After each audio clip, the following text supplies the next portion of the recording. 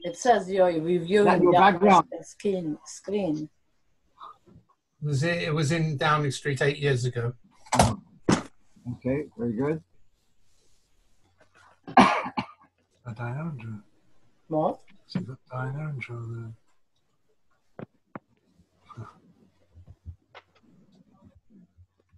That's how it was.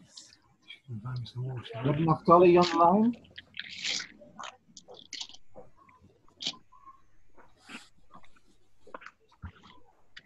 Yeah, this is what Jerichem sent out.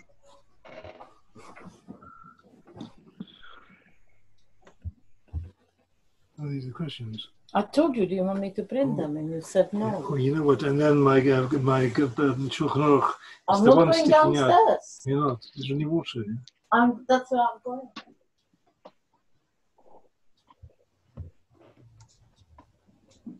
You have Naftali online? Yeah, he's on the list of participants.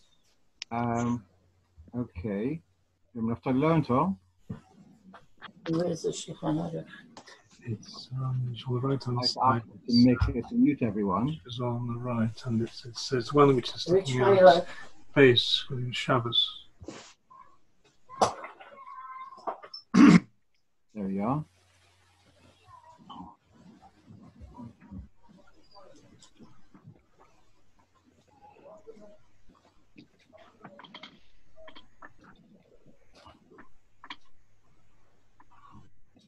Okay. Welcome, Haboyim. We'll start the shir with your capital Tilim. For all those who need it. So we're going to say capital Chaf, and then we'll say capital Kufnun. Shulchan Aruch. No, Shulchan Aruch. You're shouting at. David, don't shout. Mute yourself. Excuse me. Can you mute yourself? Mute myself. I won't shout anymore.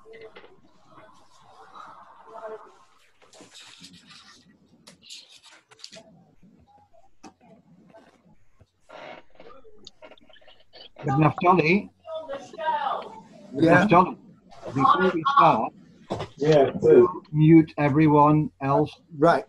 please. You know how to do it? Yeah, I think so.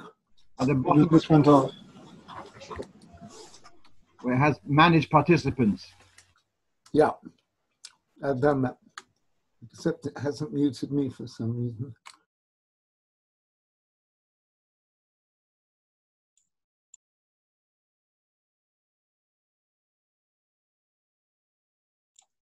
Dan, you're muted as well. Hello.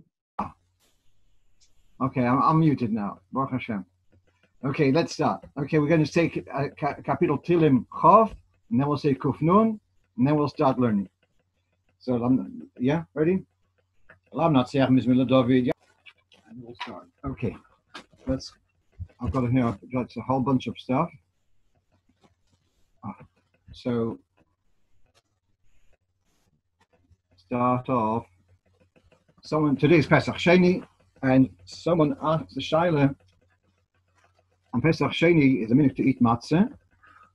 And then he asked, what about having the matzah in the afternoon? Because he's particular to eat the matzah on Pesach Sheni in the afternoon. So I said to him, I'd never heard of it being a diak in the afternoon. I understand, because the time for Shchitas HaPesach would be in the afternoon. But, yeah. So here's a sikha from Top Shin Mem. So I heard in the afternoon. Pardon? I heard it in the afternoon. Okay. So here we have on Afal Pias is do the minute to essen matzah Pesach Sheni. Here, this is in the middle of a sikha, obviously, where the Rebbe is talking about what is the message, because Pesach Rishon we have a big Levincha, a whole big tumult. What is the message of Pesach Sheni? It says you don't say Tachanun. Okay, then he says the minute to eat matzah Pesach Sheni. Erstens, seinen da solche was essen gaat gillen nor chametz and nicht matzah. Not everyone eats matzah on Pesach Sheni. Number one. Number two. Na viele die was essen matzah, either zusammen mit chametz and matzah immer bebei. The lashon of the Gemara, you can have the two together. The noise of Loze, jeder eine es the matzah when will. There's no uniform minhag of when to eat the matzah. Or the Beleil Pesach Shein, that means last night. Or the Beyim, some eat the matzah by day. Or the Beino Arbaim, or in the afternoon. Tivas and Gormahad are those who are especially careful. Essen alle dreimal. They eat matzah all 3 times. On eigen dem talk for 5 Pesach Shein, or noch Pesach Shein, and they eat matzah yesterday and tomorrow. So the Rebbe is in a way a little bit in mirth, so to speak. Al Kolponim in Pesach Shein in talking Seder, was me kennen wegsetzen dem Kind eben on, unser fragende Scheiles. We don't have a Seder, and therefore we don't have the child is sitting in a in a lead position to ask the questions. Al der ze es when it in Knedelach and the Knedelach also missing, yeah, and the Rebbe is addressing the broader community where Knedelach is the central feature for the Shulchan Aruch. Let's say the Nacht. Is in was besteht der Mibse Heishav Levavas Albanim in Chedesh Iyar. So where's the whole relation of Heishav Levavas Albanim? So this is the Sikha. So what I see in passing, there is a mention of saying of eating matzah dafk in the afternoon. So okay, let be that as it may. If you want to look up the Sikha, actually it's a very beautiful Sikha, because the Hemshech talks about what then is the message for Pesach Sheni, from Pesach Sheni, and he says how the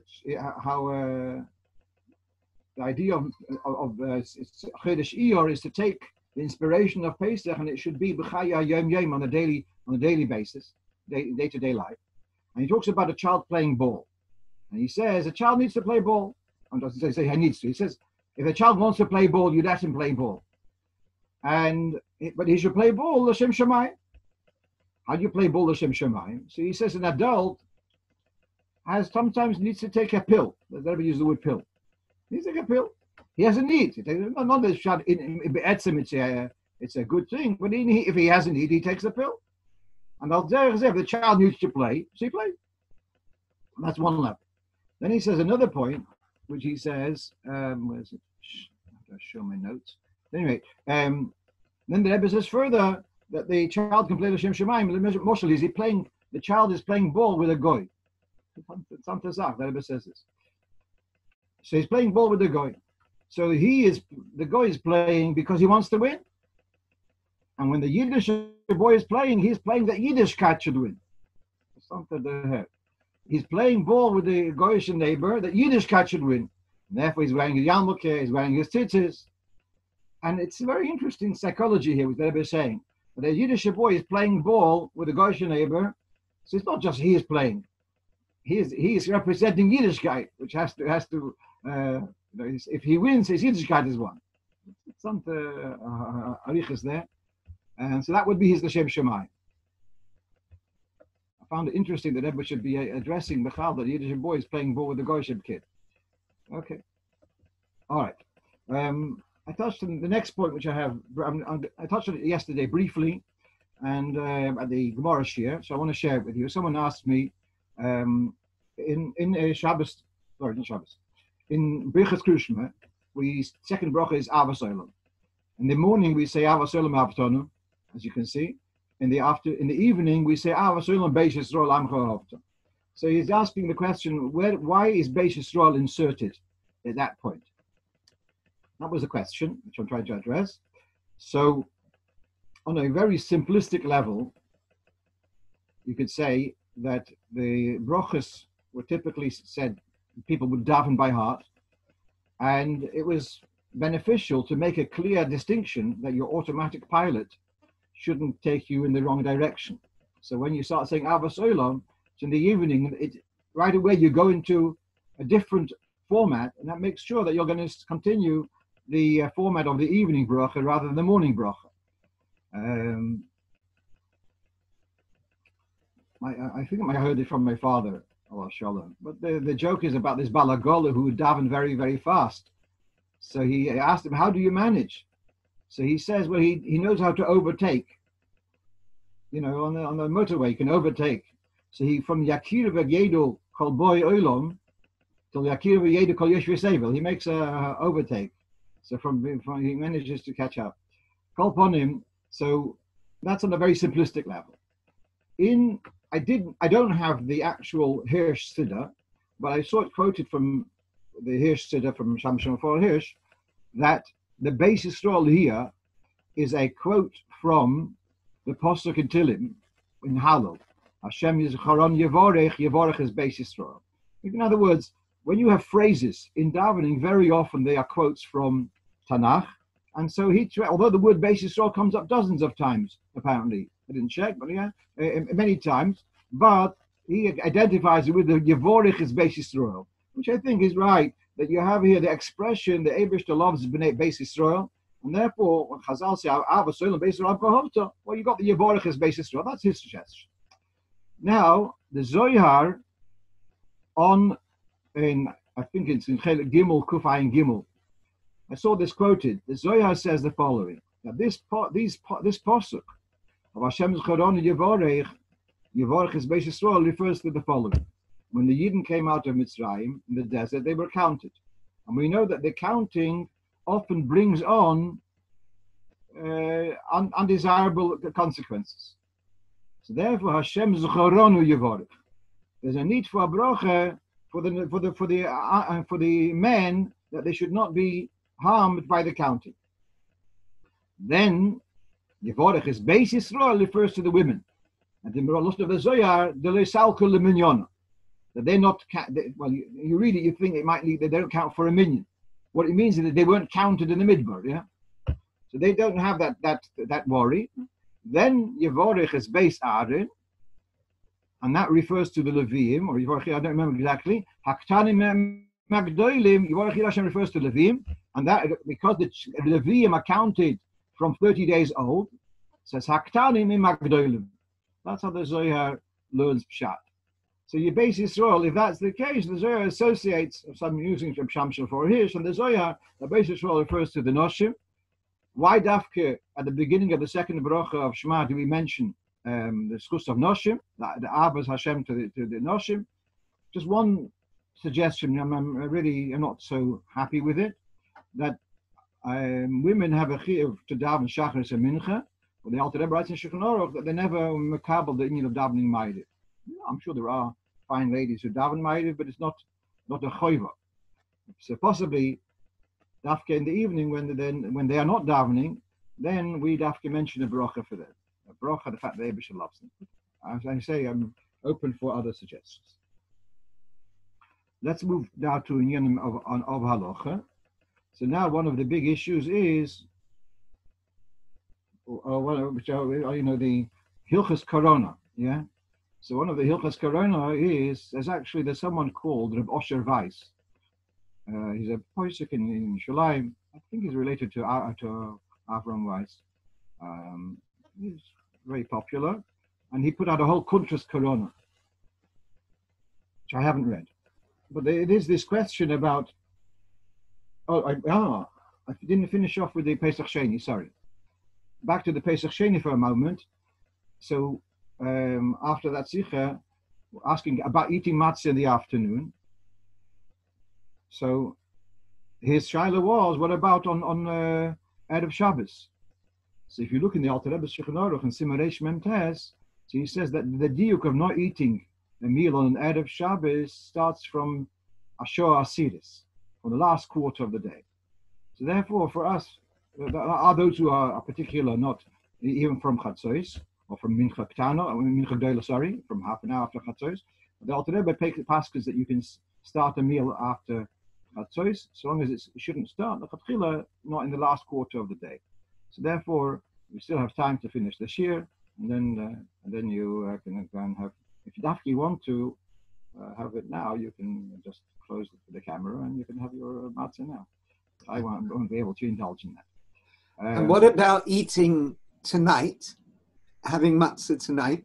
So you saw in the Sikha, the Rebbe says some people have it also by night. Yeah. What? He said Bein HaBoim. I mean, that's twice. No, go back to the Sikha. Let's go back. He mentioned also, I think he said by night, no? He mentioned Leil Pesach Sheni, but does that mean the Leil before or the Leil after? Well, all right, it's not mentioned. You're right, here. It's not mentioned here, but it is certainly mentioned in other Sikhas. And if you want to look in Monshine's Oitzim and Hogi Chabad, which I looked up earlier, he does mention it. There are those who do that, and I think the Rebbe mentions about the Munkacher, it's also relevant about say Tachanun, etc. There's a lot of discussion about it, but there are those who would have it by night, yes. I noticed, rather than the Shchitas HaPesach. Yeah. right. I noticed that the literature Gedolim were against having matzah, so that made me feel it's more of a chiyuv. The Chazon. That might be. Why were they against it? Why were they against it? That it only applies to someone who missed. And I for some reason, I'm on a YU thing, and I get some of their shiurim, and I just I happen to open one. I hardly ever look at it, because it only applies to people who really missed Pesach Rishon. So it's got nothing to do with anyone else, and there's so the Chazan thing, he wouldn't eat matzah, and that's what Yeshiva University is broadcasting today. Do they say Tachanun? A good question. I don't know. Good. But it right. made me feel eating matzah is more important. It's very important. Right. So we're looking here about wearing a mask on Shabbos. Now, to wear on Shabbos, you're allowed to wear clothes, and you're allowed to wear what's called a tachshit, something like a piece of jewelry. And the word tachshit is probably better translated in this context as an accessory which you wear with you to be able to manage. So it could be, let's say, a person's got rheumatism and wearing a copper bracelet. That's also called a tachshit, not because the copper is beautiful, but because it enhances their management of self as they are. So they're wearing it. Like clothes provide warmth and cover, so the tachshit is also providing other forms of comfort for the person. So that would be okay. So on that basis, to wear a mask to protect yourself, and you can argue it doesn't. I'm not a doctor and not a government minister, but Lomenzong, you want to wear a mask because you feel it protects you. All right, so then that would be okay. The shaila is there a isur because you might slip it off? So what I've got here on the screen is the din about gloves. Yeah. So bebota yodayim. Yeah. The word in Yiddish for gloves is hand shoes, the shoes which you wear on the hand, so handshich. Mutter lot says lefisha him malbus shel hayadayim. So you're allowed to wear gloves walking in the street on Shabbos because they are a garment covering for your hand. V'yesh mishamachmir lahatzlich sheyitpurum ve'erev Shabbos bebota yadayim shel hamalbushov. Some say you'd have to stitch them to your sleeves. Or they should be tied to your sleeves.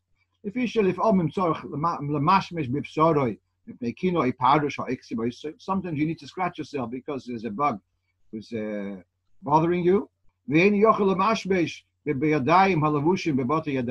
with gloves on, you can't really pick up these things properly.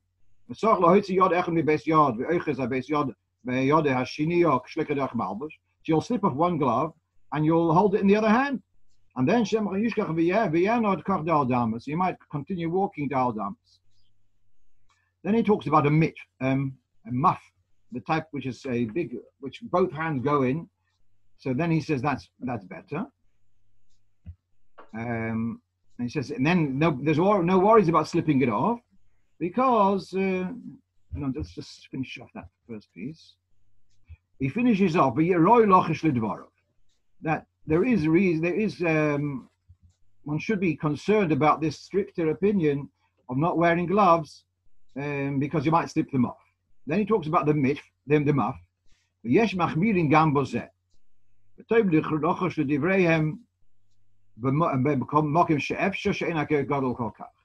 So don't about the wearing a muff. If it's not very cold, then you should be mach. Then he finishes off. The minig is lahokil even with gloves, never mind with the muff, also with gloves.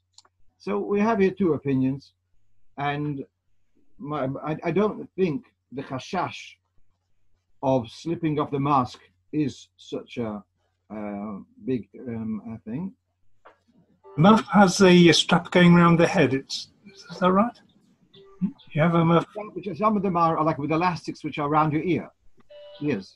I don't see any difference. Isn't there a muff which, when you have, there's a strap goes around your head, and then it's... You mean, what muff is he talking about? I don't know. I don't think so. I think he's talking about a muff which you'd have like a big cylinder of fur, let's say. Yeah.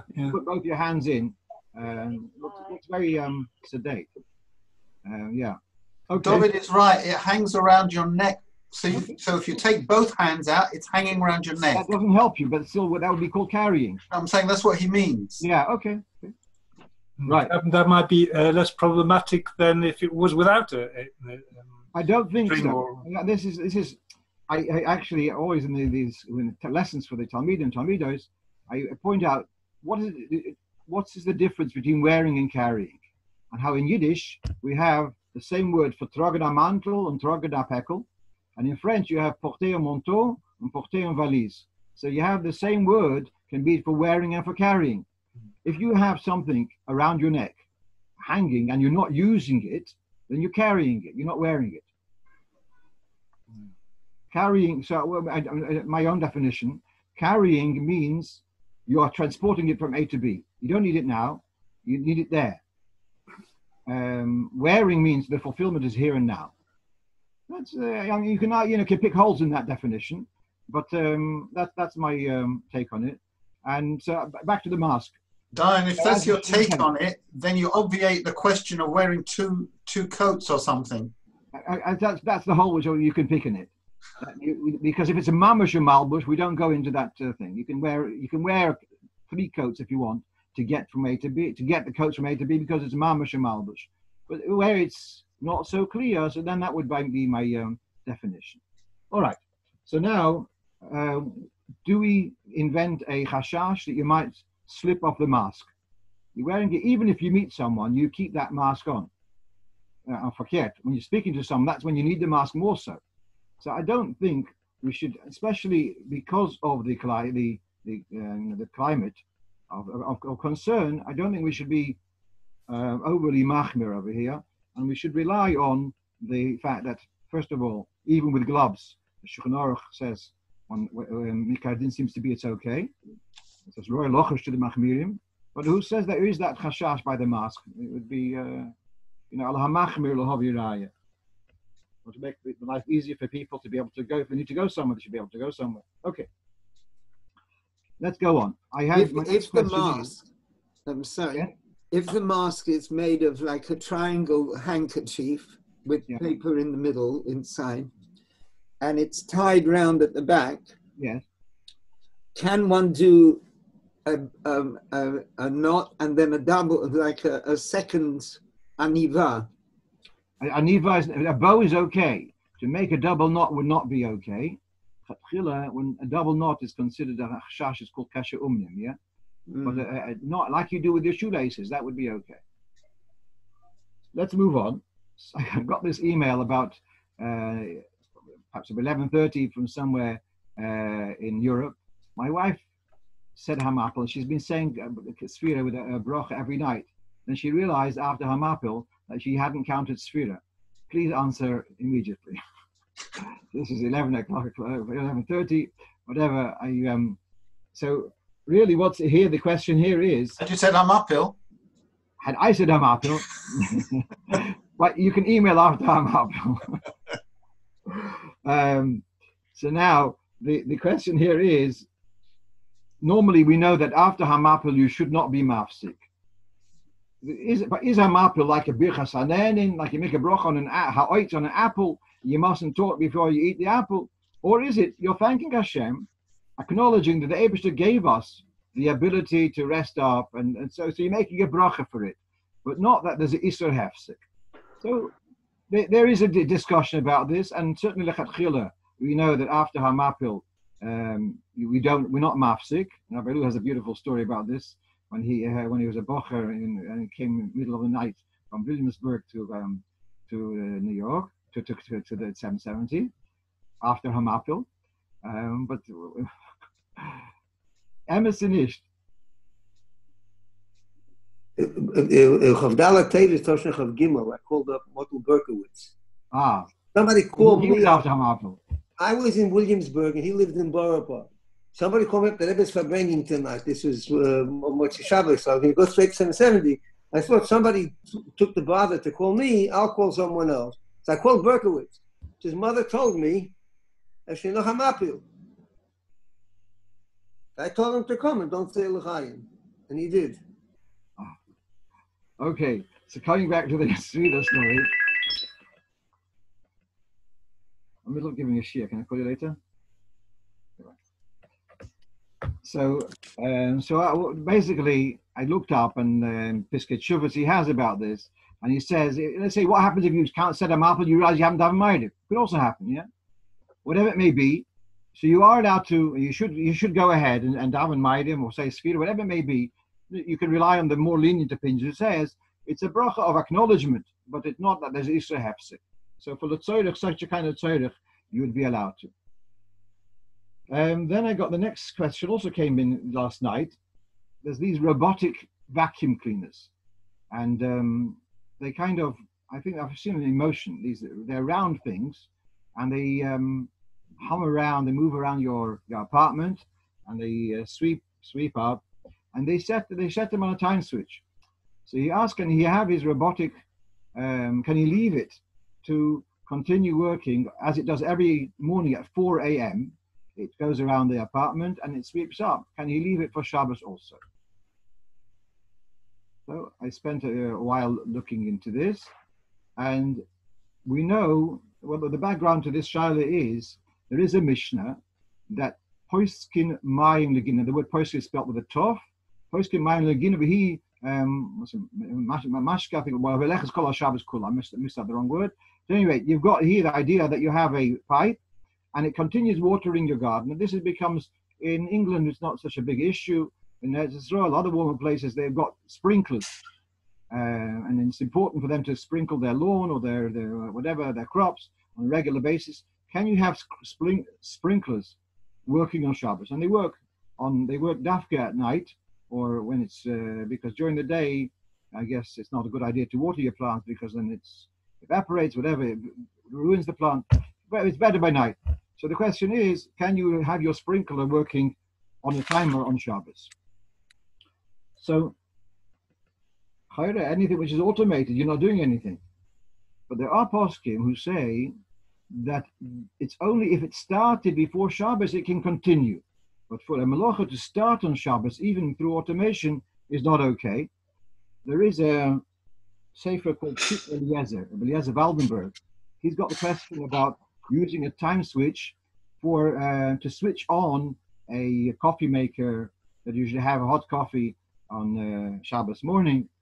And he says that in the shul of the Chassam Sofer, Besmedish Chassam Sofer, they had such a system. People want to get up for chatzos and they want to have coffee. So they had by the stove, they had a string holding up a bundle of wood. And then they had a candle. And the candle would burn down to a certain level, and then it would burn through the string. The pieces of wood will fall down into the stove, and then they would start burning, and then the coffee would be piping hot coffee. They would have, that was their time switch. And so he says that was done, but others disagree with it. As I say, many poskim don't allow a melacha starting on Shabbos. Particularly caterers have this, they would love to have a heter to use a time switch for the hot plates for Shabbos, because they want to serve kugel, and it should be hot and crisp. But it couldn't be dry. They would leave it on the blech from Erev Shabbos, it'll be hot and too crisp, but not and too dry. So they would love to have a heter to have their hot plates operated on a time switch. They're at 8 o'clock in the morning to go on, and then you have hot and moist kugel. the late Padre Rebbe, he did not allow this for caterers, and he was worried. He says, "It's got so many." Who didn't allow it? Why didn't he allow it? Who? Rebbe Padre Rebbe. He says you've got so many precautions of Shem Yechate with the blech with Elamai. He says here to have that a cooking process should start on Shabbos. He felt that's really asking for trouble. I don't know whether he passed concern in a domestic situation, but certainly in the catering situation, he did not allow it. So coming back to this question, to have a vacuum cleaner to start at 4 o'clock in the morning, I can't say it's Maras Ayin, but I could say at least that there are poskim who don't condone melacha starting on Shabbos. If it continues. What about a fan? Okay. The things which, all right, and lighting for that matter, the kind of equipment which is known to be operating on time switches is much more popular than minhag ha'olam is lo hakel, yes. But appliances which are normally switched on as and when needed, then there's an Maras Ayin, etc. At any rate, it's listen. If it would be a very, very important thing for this robot to go around the vacuum apartment, we'd have to find heterim. But I didn't feel it was justified to put on the heterim hat. Yeah. Is there no problem that it makes noises? Story. Just a second. It was Alma. Just a second. I heard from Rabbi Hirschsprung. He was the Rav in Montreal, Boki Otzum. So he was once by the Satmarov. And we know the Satmarov had his very staunch positions about Inyonim. So Rabbi Hirschsprung, Rabbi Pinchas, he says to him, I want to tell you a story. There was once a Yidden who came to a Rav with a shal and a chicken. And the Rav opened Shulchan Aruch, and he says the chicken is treif. So I'll first say in Yiddish, then I'll say in English. So I say, Rabbi, ich gewiss, dass der Rav wird zugen, als treif. Aber wenn wann weißt du? Ich gekickt, der Rav wird gekickt in welches treif ist. Wenn wollte gewollt zugen, dass kusche, wollte gekickt in welches kashrus. He says, the woman says to the rabbi, I know you're going to paskin its treif because I looked over the book and you opened the hilchos treifus. You were obviously looking to make it treif. If you wanted to make it kosher, you would have looked at hilchos kashrus. Okay, it says, of course, there's always a motive here. At any rate, with this robotic vacuum cleaner, I didn't feel motivated to find a heter for it. Sorry to interrupt, Diane. You're doing well davening where you are. The sprach was excellent. Right. Now let's come back. The next thing I have, a non-corona shaila, and then we go to some corona stuff, is apparently you can make ice cream by putting sugar and vanilla in a bag. Don't ask me the proportions. And then you take that bag and you shake it up. Then you put it in another bigger bag, which has got ice cubes and salt. And then you shake it up for a few minutes, and hey presto, you got fresh ice cream. And so now the shaila is, are you allowed to do that on Yom Tov? And my response was, I don't see any problem. If you're allowed to knead a dough and make challah on Yom Tov, I don't see any problem of doing this process on Yom Tov. On Shabbos, I am concerned, because on Shabbos we have an issue of lisha, of losh, of kneading a dough. Kneading a dough is taking particles and binding them into a mass. So here, by pouring your vanilla into your sugar and you're shaking it up, it is binding the particles into a mass. I do see that as a problem of lisha, like we've discussed in the past. Let's say taking mashed eggs and mixing in mayonnaise. I need milk on the I sit corrected that to shake it up, you also have to add milk to the ice, to the sugar. Okay. This is for the Ezra's Nation. So now, where are we holding? Oh, so with mashed egg and mixing it with mayonnaise, and now it's going to hold together to bind it into a mass. That wouldn't be allowed on Shabbos because of the issue of lisha, of binding small particles into a mass. Reb Zalman, you wanted to say something? Yeah, I was wondering whether a machine that makes noise, whether there is a problem of a noisy machine, even if you turn it before Shabbos. There is, yes. There is an issue of what's called avsho milza, when it would be noisy and be, let's say, yes, there is such an issue. There is in Shulchan Aruch talks about a mill, but there it says it's okay because everyone knows that mills, you just leave them and they rotate and they do that. They get on with it on their own. But yes, there are some appliances which would be making noise would be an issue, even if it's on a time switch. I wanted to just throw in, talking about time switches, that Moshe Feinstein was very, very sharp at tshuva against the relying of time switches for anything but for lighting, and perhaps for heating, I don't know. And the background to that was someone had asked him, his favorite baseball team was playing on Shabbos afternoon, and he wanted to know whether he could set his a time switch. He should be able to have Oinek Shabbos. We talked before about the meaning of playing ball L'Shem Shamayim. So he wanted to have that L'Shem Shamayim also. So and that was Moshe was very upset about that question. So he lashes out very heavily. And he says if the time of Chazal, they would have, if they asked Amir al-Nochri, they would have asked also time switches. Help on him. Okay, let's come back.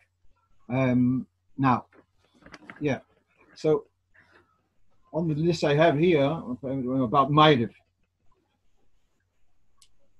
So a few weeks ago, about 3 weeks ago, we had a discussion about davening Maidiv early, and discussed that the in your davening Maidiv early is normally only allowed beyochid.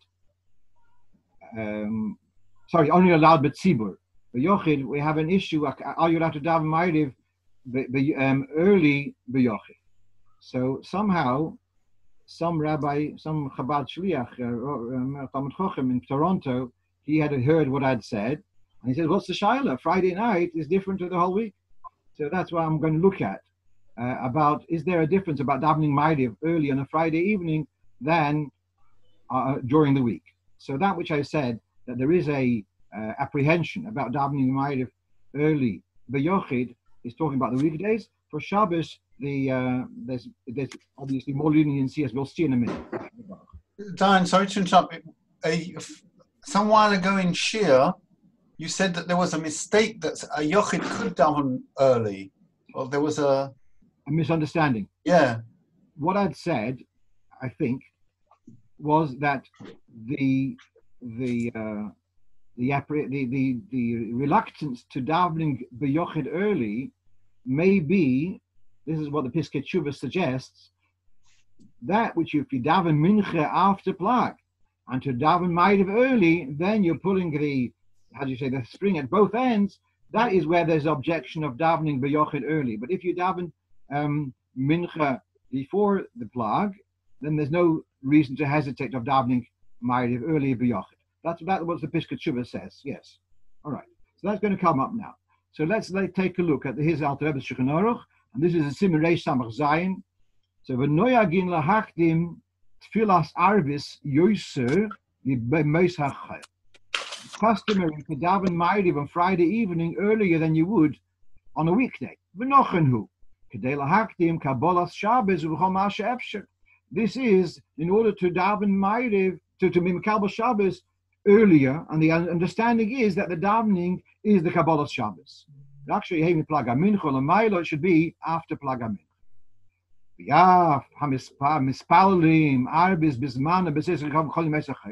Even if a whole week you are particular to daven Maidiv after it starts, you can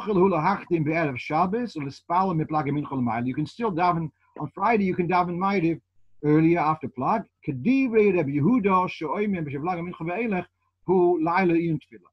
We've got this machlokas of Yehuda and Chachamim, and we've got this general guidance in the Gemara, the Ovid, Kamar Ovid, Ovid, Yehuda, Ovid, Ovid, Chacham, Ovid, that you have the option to choose whether to follow Rabbi Yehuda or the Chachamim. And normally we say you should be consistent. Either you follow Rabbi Yehuda, and then you daven Mincha before Plag and Ma'ariv after Plag, or you follow the Chachamim. And then you daven Ma'ariv after Tzedek Chavim. So despite the normal call for consistency in relation to Friday evening, you're allowed to depart from that, and you can daven Ma'ariv earlier. Let's say at 7 o'clock, let's say 8 o'clock, you're davening mincha, and on Friday night you're going to daven Ma'ariv. As discussed in Reish Lamed Gimel. Yeah, I'm in a share. Can I call you back? Please mute yourself, yeah? So there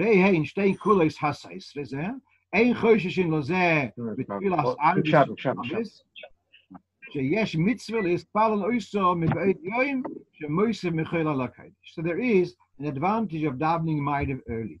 We haven't finished yet. This is Alter Rebbe's Shulchan. Then he says you should be careful to daven mincha on Erev Shabbos. If you daven Ma'ariv early, to daven mincha before Plaga Mincha, you shouldn't be shtei kulas hasoisres. The yeshivish minyonim who daven Ma'ariv early are machmir on this. In the broader community, they don't. They just rely on mincha and Ma'ariv one after the other, and because they won't get a minyan together if they delay Ma'ariv till after mincha, whatever. However it was, it's a management issue. They won't manage, so they're made to do one after the other. The Mishnah Berurah discusses it in Simulation Lamed. Then he says, now what about Shema? You should be careful about Krishma. There's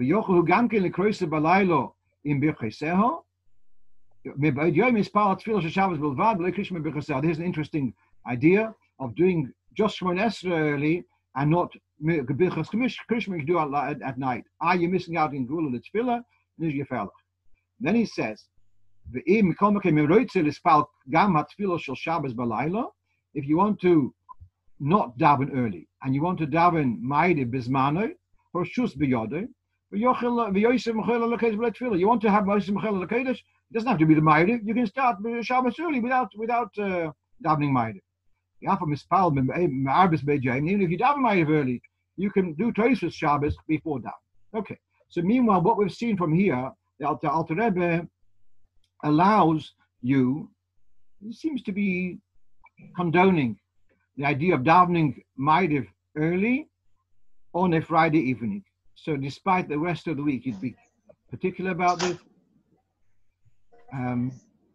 Sorry, condoning means... I can't hear you. All right, let me share with you what's been bothering me a little bit. I've got actually on my street... Not happy with. Just a second. I've got 2 minyonim on my street. One davens mincha, let's say, about 7:30, and they're daven Ma'ariv Kabbalah Shabbos right away, which is well before this man.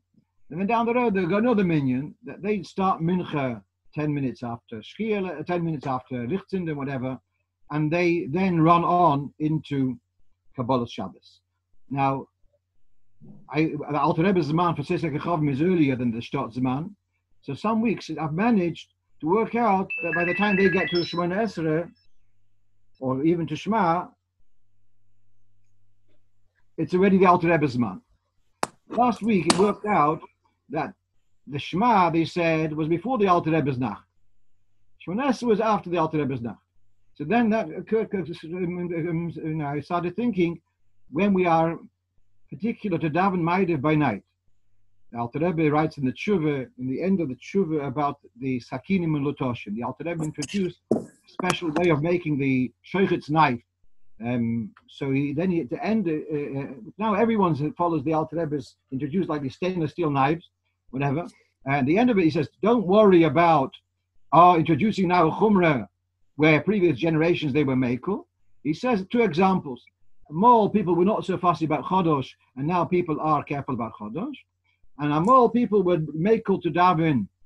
They were Mekel to daven Ma'ariv earlier, and now there's a Poshat HaMinig in many places that they daven Ma'ariv Bismano. And there's a reference there that in Vienna and in Prague, they had a minig of people would come back again for Ma'ariv Bismano. So that's where we have, the Alter Rebbe mentions this idea of Ma'ariv Bismano. But my question was, is the Ma'ariv Bismano the emphasis on mitzad Krishma or mitzad Shmoyne Esrei, because the primary discussion between Rabbi Yehuda and Chachamim is actually about Shmoyne Esrei. Everyone agrees that Shema has to be done by night, but here, obviously, if you do it early, you're going to have to say Shema again, etc. So now we have here on the chart. You have it over here. This is from the Ksosa Shulchan for Reb Chaim Noah. Zman Tfilas Arvis Ikro Mishas Tzesa Kechovim. The primary time for Shema is after stars have appeared. V'chein minig anash. Look at this. Shekoivin limud ein Yaakov b'tzibur. Oidach kayoytze acha mincha. That you have a shir of ein Yaakov or Chassidus between mincha and Ma'ariv. V'koyin and Krishma mispalalim acha tzesa kechovim. And then there's Shema and then Shemon Esrei after Nach. If you daven earlier, then you're Yoitz. Then you look in the notes. Go down to the notes. Here the dilemma which people are asking, I have a minion, an early minion. Should I daven with the minion before Nacht, or should I daven b'Yechidus after Nacht? So here you have V'ayim b'tzemach tzedek mishnayis brochus. Sorry. Daitoy. The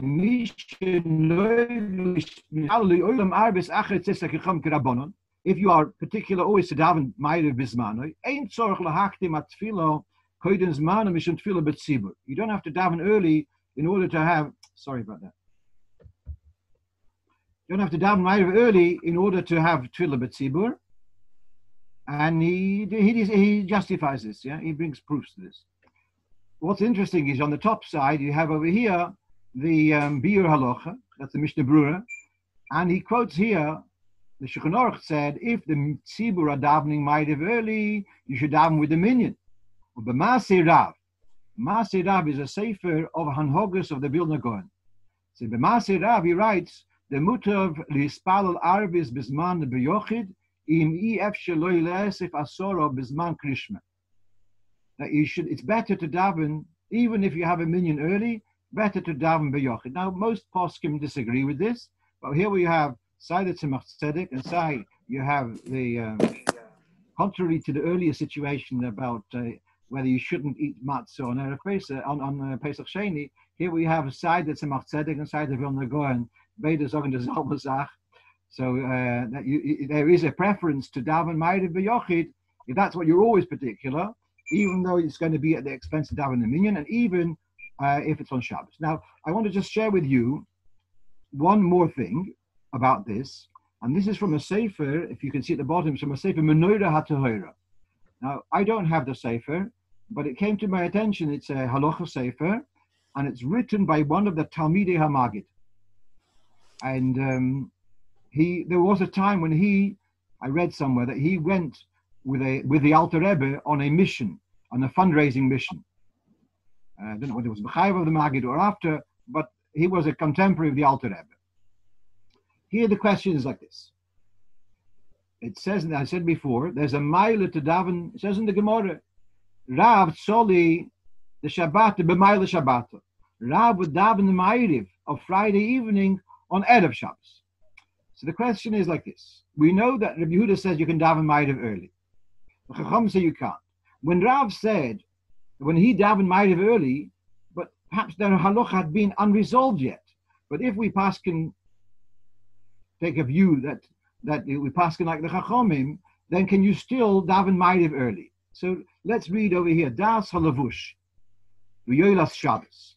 So the opinion of the lavush and the olas Shabbos is a gamel rabon on the Rabbi Yehuda. Even the Chachamim of Rabbi Yehuda also agree, Hadin Kain, that you can daven, although a whole week you have to daven Ma'ariv after Tzesek Chavim, but Friday night is different. The Erev Shabbos, Makdimim Mishum Teisves Shabbos. That's the opinion of the Lavush. But Hamogen Avram Hisig Aleim. The Mogen Avram disagrees, and he says that Rav Tzoli Shel Shabbos be'erev Shabbos. That was Rav's opinion. Mashma de Rabbanon Osur, and therefore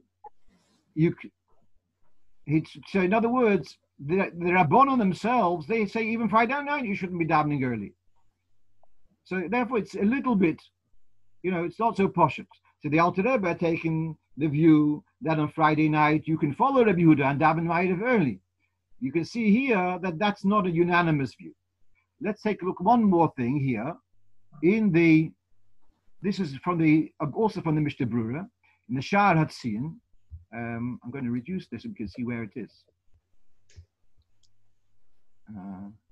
I think it's in Simon Reish Lamed Hey. At any rate, I can give you the reference later if you need it. So he says like this: V'ayim pri megodim shetoiv lahach sheyakdimu hakabolas Shabbos. Pri megodim suggests you should daven Kabbalas Shabbos early, without and v'haborchu, and then you'll wait ad sheyamtinu ad sheyagia zman krishma ein sham.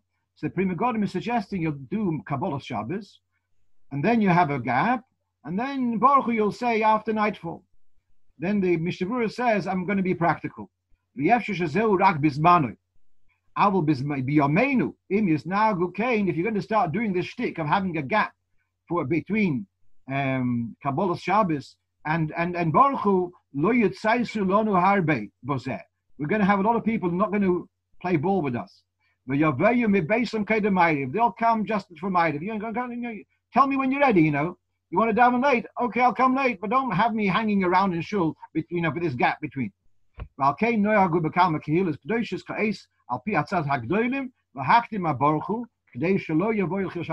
another very important consideration.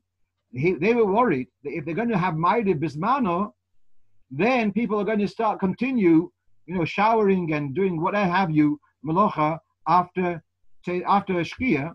And so therefore they felt better to start Ma'ariv early to avoid Chil Shabbos. And he says, when you come home, you should read Shema again. Okay, so this is what we have over here. So let's go through those things. Is it commendable to daven Ma'ariv? The Alter Rebbe in Shulchan Aruch does condone davening Ma'ariv early on Friday night.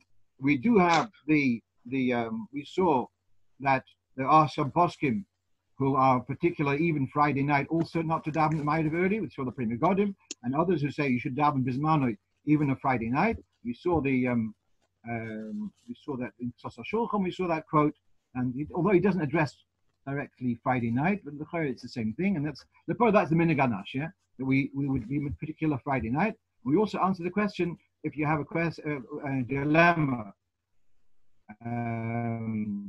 Yochid or Tzibur earlier, Yochid Bisman, so you are allowed to choose to daven. It's not Mukhrach, but you're allowed to choose to daven Bisman at the expense of the Yochid, at the expense of Tzibur earlier. Right. So what's the next thing do I have? That was question 6. Right. Is it Shema or Shmoyne Esrei? So at first I thought it's just Shmoyne Esrei, but looking around I see it's actually also Shema, which should be Lechatchila, trying to have Shema also after nightfall, which is the Lechatchila time that you say in the brachas in the right time. Right, let's go on. When you say after nightfall to say the Shema, are you supposed to say it at nightfall when it arrives? You should. If you're in the middle of a meal on Shabbos, it becomes Nacht. You should try to have Baruch Hu after Nacht. No, I mean when you're saying the Shema because somebody's davened early. Yes. When does he say the Shema? At nightfall, or you finish the meal and say, well, it's now night? All right, so that's what the Shar Hatzion, I think what he was saying, let's take a look. It's better to do it before the meal, but if you've already started your meal, the halacha would be that you can say it after the meal. And you rely on, in other words, you're relying on Krishma Shalamita. So it's getting into iffy territory, but yeah, better if you are starting your meal. By then it's already nach, so you say it before, preferably. If not, you're relying on Krishma Shalamita. Right.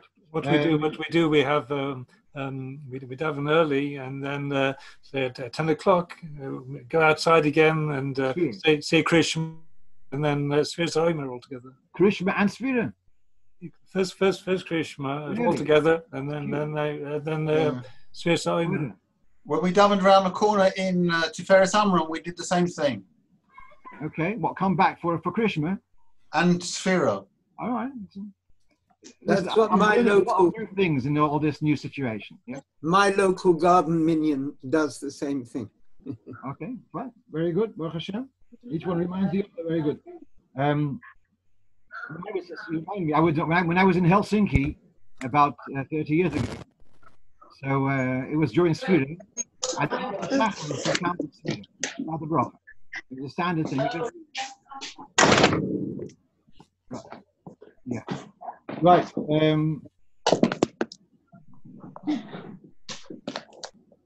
Someone asked me today, they have a garden minion. Do you say Mogin Ovis? Bracha Ein Sheba. So in the Alter Rebbe Shulchan Aruch, he mentions about that one shouldn't say it unless it's a Mogin Kavua. And he talks about when they had Yeridin, when they had these fairs, and people would come to a particular location for the fair, and even though they're there for a few weeks, they should not be saying Mogin Ovis in those minyan. Now, a lot of these garden minyanim are saying Mogin Ovis. They're relying on the lenient opinions, but the Alter Rebbe seems to be machmer. We're very careful about Rochel Shein Shricha, Brochen Ben Lavatola. So I would be inclined to say no. The question then was, what about just the paragraph of Mogin Ovis? Because if you're davening by Yochid, so you'd miss out the Baruch Ato till finish Shemayim Ba'aretz. You miss out the Elokeinu V'Kev Seinu, but you say the middle paragraph. So should that middle paragraph be said before Kaddish or after Kaddish? That was the question.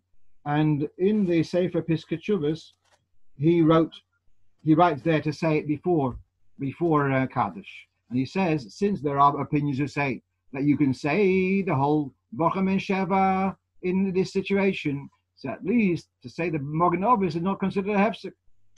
Okay.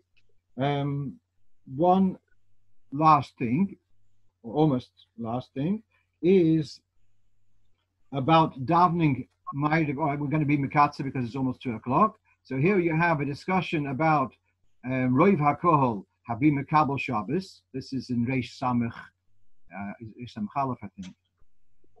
Anyway, if the Roiv Kohol Habim Mekabel Shabbos, the minority have to follow the majority.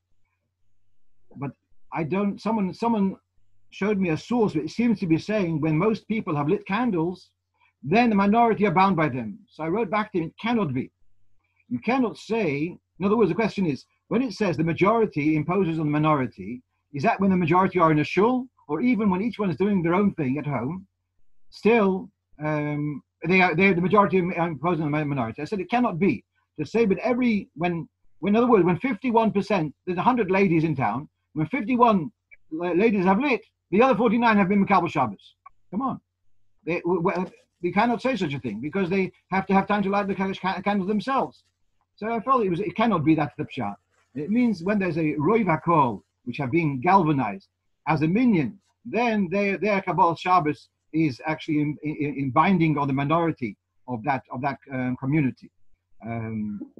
Yeah. So that one point. And the very last point, some of you in this part of the world in N15 have picked up messages that there's an Eruv has been set up in parts of N15. It says exactly which street, and it says an anonymous Rav has given a hechsher to it. I just wanted to tell you that, first of all, it's typical. The Eruv is meant to bring harmony amongst Yidden, and ironically, every Eruv comes with a lot of, flack. So when this Eruv was discussed, before Pesach, during Pesach, whatever, I spoke to Rabbi Yossel Padva. I asked him, they're saying his name. So he says, yeah, I was approached about it. I said no. And then another person who I spoke to, he says, yeah, I was also approached. And I said no. So these names were being bandied around, but they had said it's not okay. But I want to clarify perhaps a little bit more on a serious point, that I spoke to one of the people who are involved in Eruvin, and he was involved in this Eruv also. And he says that you got here an area of N15 which has got 3 walls. If you look at a map, which I tried to get a Google map and copy it and put it into my PowerPoint, I didn't manage. But perhaps someone will tell me how to do it later. But you've got a park, and then that's got a wall. Then you've got along the River Lee. And then you've got what's called Markfield Road Park or something, and by Crowland Road. So you've got that area, the inner section of N15 has got 3 walls around it. Because of this, they were more inclined to permit making an Eruv on the inner part. The outer part, as in I'm just off the high road, doesn't have 3 walls around it, and therefore they were never. As for his department of the Eruv committee, never agreed to an Eruv in the outer part of N15. There is an Eruv which in Groveland's Road, is that where Riverside Road, which that's really pretty much like a cul-de-sac. That's much more straightforward. All the rest, we have the problem because it is a foolish Rosh Hashanah. When there's the traffic is blocked on the main road, cars will drive through those side roads, and therefore it's like an overflow of the main street, and that makes making an Eruv there so much more difficult. And plus, it doesn't have the 3 mechitzas. So meanwhile, as far as I'm concerned, it does not have the hechsher of the Rabbonim of our Kehillah. And if someone asks me whether you can rely on it, I would say do not rely on it until it has a Kedatsha stempel, and then it'll be hopefully it'll be. When Mashiach comes.